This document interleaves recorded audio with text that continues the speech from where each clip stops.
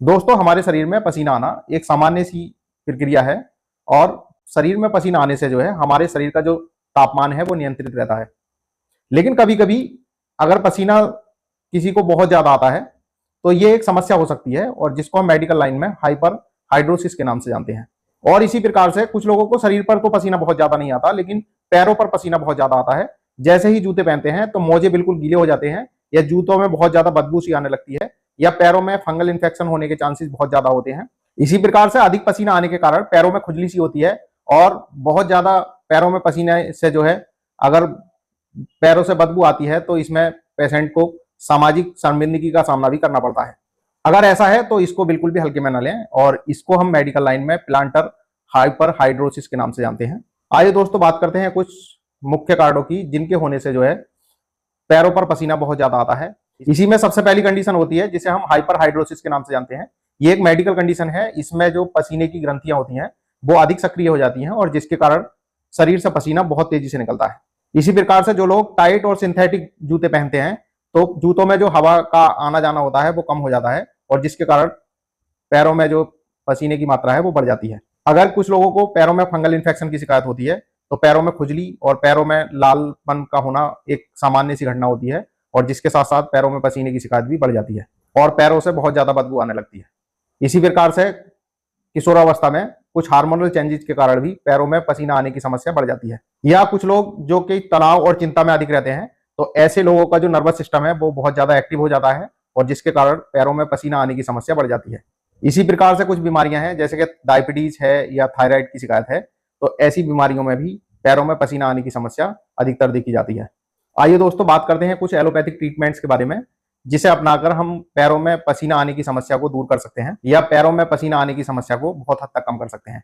Allopathic treatment में पैरों के पसीने को रोकने के लिए एल्यूमिनियम क्लोराइड लोशन बहुत ज्यादा फायदेमंद होता है और ये जो है एल्यूमिनियम हाइड्रोक्लोराइड हेक्साहाइड्रेट 20% के नाम से हमें मार्केट में आसानी से मिल जाएगा। रात को अपने पैर अच्छे से धो लें और इसके बाद में पैरों को सुखाकर इस लोशन का आप यूज करें तो ये लोशन जो है हमारी जो पसीने की ग्रंथियां होती हैं उनको अस्थायी रूप से ब्लॉक कर देता है और जिसके कारण पैरों में जो पसीना आने की शिकायत है वो कम हो जाती है। अगर पसीना आने के कारण पैरों में फंगल इन्फेक्शन की शिकायत हुई है तो फंगल इन्फेक्शन को कम करने के लिए क्लोट्रीमाजोल क्रीम या कीटोकोनाजोल जैसी एंटी फंगल क्रीम का यूज करके हम पैरों की जो फंगल इन्फेक्शन की शिकायत है उसको कम कर सकते हैं।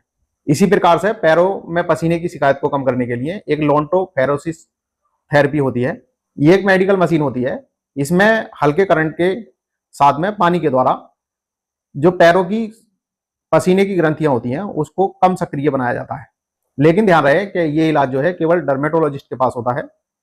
कुछ गंभीर मामलों में अगर दवाई या ये मशीन काम नहीं करती है तो ऐसी स्थिति में कुछ डॉक्टर जो है बोटॉक्स इंजेक्शन का यूज भी करते हैं और इस इंजेक्शन के यूज से जो है पैरों की जो पसीने की ग्रंथियां होती हैं उसको अस्थायी रूप से ब्लॉक किया जा सकता है।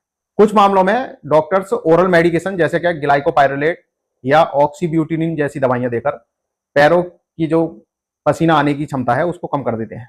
लेकिन ध्यान रहे क्या ये ओरल मेडिकेशन बिना डॉक्टर्स की सलाह के कभी ना लें। आइए दोस्तों, बात करते हैं कुछ होम रेमेडीज की जिसे अपनाकर हम पैरों में जो पसीना आने की शिकायत है उसको बहुत हद तक कम कर सकते हैं। इसमें सबसे पहले होता है फिटकरी।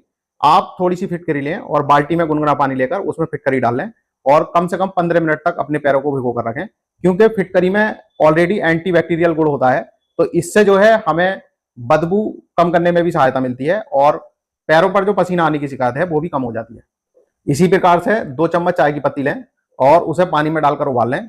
पानी जब ठंडा हो जाए तो उसमें पैरों को 15 मिनट तक भिगो कर रखें, क्योंकि ब्लैक टी में जो है टैनिन होता है और ये जो है जो पसीने की ग्रंथियां होती हैं उनको सिकोड़ देता है और जिसके कारण पैरों में पसीना आने की शिकायत कम हो जाती है। इसी प्रकार से पानी में नीम की पत्तियां उबालकर उसमें लगभग 15 मिनट तक आप पैरों को अगर डुबो कर रखते हैं तो ये एंटी फंगल और एंटीबैक्टीरियल दोनों प्रकार का गुण प्रोड्यूस करता है और जिसके कारण हमारे पैरों में फंगस की शिकायत भी कम हो जाती है और किसी प्रकार का इन्फेक्शन भी नहीं लगता है और पैरों में जो पसीना आने की शिकायत है वो भी कम हो जाती है। और इसी प्रकार से रात को सोते समय पैरों को अच्छी तरह से धो लें और पैरों को सुखाकर उस पर हल्का सा टैल्कम पाउडर लगा लें, तो जिसके कारण जो है जो पैरों में नमी की शिकायत होती है उसको टैल्कम पाउडर सोख लेता है और पैरों में जो पसीना आने की शिकायत है वो भी कम हो जाती है। दोस्तों, ध्यान रहे एलोपैथिक ट्रीटमेंट और होम रेमेडीज के साथ साथ में कुछ अगर हम अपनी आदतों में चेंजिंग करते हैं तो पैरों में पसीना आने की शिकायत को बहुत हद तक कम कर सकते हैं। इसमें पैरों को रोजाना रात को सोते समय अच्छी तरह से धो लें, रोज मोजे बदलें और रोजाना जूते बदल कर पहने। जूतों को रोजाना धूप में सुखाएं। रोजाना मोजे कॉटन के पहनने की कोशिश करें। अगर इस प्रोसीजर को आप अपनाते हो तो पैरों में जो बदबू आने की शिकायत है वो भी कम हो जाएगी और पैरों में जो पसीना आता है वो भी बहुत हद तक कम हो जाएगा। दोस्तों, पैरों में पसीना आना एक बहुत ही आम लेकिन परेशान करने वाली समस्या है। अगर सही समय पर इलाज और सही समय पर इसका ध्यान किया जाए तो इसको बहुत हद तक कम किया जा सकता है। दोस्तों, वीडियो में आज के लिए बस इतना ही।